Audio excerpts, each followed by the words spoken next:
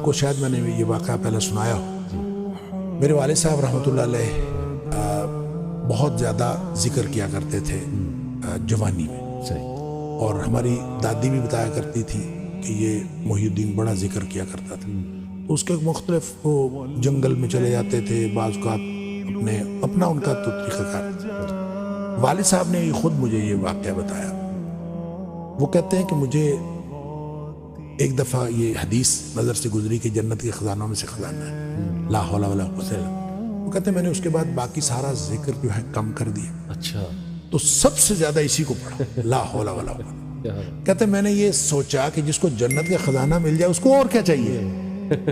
تو کہتے ہیں میں نے صبح و شام کثرت کے ساتھ لا حول ولا قوت الا باللہ، بس یہی.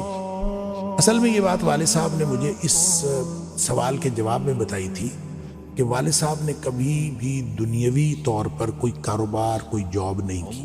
اچھا. نہ کوئی کاروبار کیا، نہ کوئی جاب کی. 16 بہن بھائی ہم تھے جن کو پالا ہوں. تو میں نے ایک دفعہ ان سے پوچھا تھا کہ ابا جی آپ کو کبھی زندگی میں کاروبار کرنے کا خیال نہیں آیا؟ ان کا آیا تھا، ان کا کاروبار کا خیال آیا تھا جوانی میں. پھر انہوں نے یہ واقعہ بتایا. ان کا جب یہ میں لا حول ولا قوت الا باللہ بہت زیادہ پڑھتا ہوں، اس سے پہلے کہتے ہیں میں سوچا کرتا تھا کہ میں کوئی کاروبار کر لوں. تجارت کہتے ہیں مجھے بہت پسند تھی، اس لیے بھی پسند تھی کہ نبی پاک صلی اللہ علیہ وسلم کو تجارت پسند تھی، اور اس لیے بھی کہ نبی پاک صلی اللہ علیہ وسلم فرمایا اس میں بہت زیادہ برکت ہے.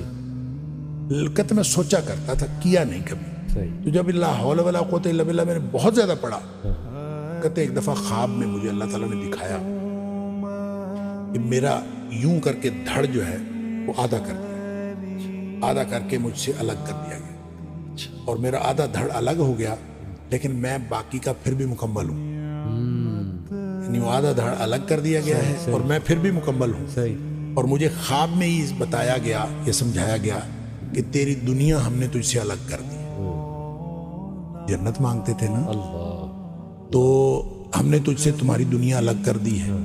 تو والد صاحب یہ فرمایا کرتے تھے کہ اس کے بعد مجھے زندگی میں کاروبار کرنے کا خیال بھی نہیں آیا. اس سے پہلے خیال آتا تھا، کیا تو پہلے بھی نہیں تھا، اس سے پہلے خیال آتا تھا، اس کے بعد کبھی کاروبار کرنے کا خیال بھی نہیں آیا.